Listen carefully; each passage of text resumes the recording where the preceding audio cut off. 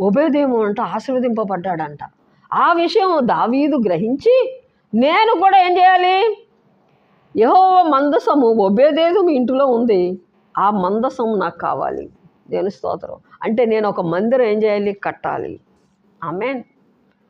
మందిరం పట్ల నీకు నాకు ఒక తపనం, లేకపోతే యెరూషలేము క్షేమము కోసం, లేకపోతే యెరూషలేము కోసం, మందిరం కోసం, లేకపోతే పరిచర్య కోసం, సేవ కోసం ఎవరైతే సమర్పణ కలిగి జీవిస్తారో వారి గృహాలు వర్ధిల్లుతాయి, వారి కుటుంబాలు దేవుని స్తోత్రం వారసత్వముగా ఆశీర్వదింపబడతాయండి. ఆమేన్.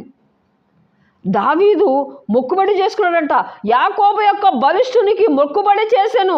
ఎట్లనగా యెహోవాకు నేను ఒక స్థలము చూచే వరకు, యాకోబు యొక్క బలిష్ఠునికి ఒక నివాస స్థలము నేను చూచే వరకు నా వాస స్థలమైన గుడారములు నేను ప్రవేశింపను. నేను పరుండు మంచం మీదకెక్కను, నా కన్నులకు నిద్ర రానియను, నా కన్నుల రెప్పల కునుపాటు రానియను. అది ఎఫ్రాతోలో ఉన్నదని నేను వింటిమి. చూసారా, దావీదుకు అదే అండి బాధ. దేవుని స్తోత్రం. స్తుతులు వందనాలు చెల్లిస్తున్నాం. అస్సలైన క్రైస్తవుడు దేవుని స్తోత్రం యెరూషలేము క్షేమం కోసం ప్రార్థన చేయాలి. అయ్యా మా సేవను దీవించిన ఆయన, సేవకుణ్ణి దీవించిన ఆయన. దేవుని స్తోత్రం. వారి అవసరతలు ఏ అవసరతలో ఉన్నారో తండ్రి పట్టించుకొని ప్రార్థన చేయాలి, సహకారంగా ఉండాలి. దేవుని స్తోత్రం. ఆ తర్వాత దేవుని స్తోత్రం యెరూషలేము క్షేమం కోసం ప్రార్థన చేయాలి. దేవుని స్తోత్రం. పరిచర్య ఎలా సాగుతుంది, ఆత్మలు పట్టాలి. దేవుని స్తోత్రం. దేవుని రాకడ అతి సమీపముగా ఉన్నది. దేవుని స్తోత్రం.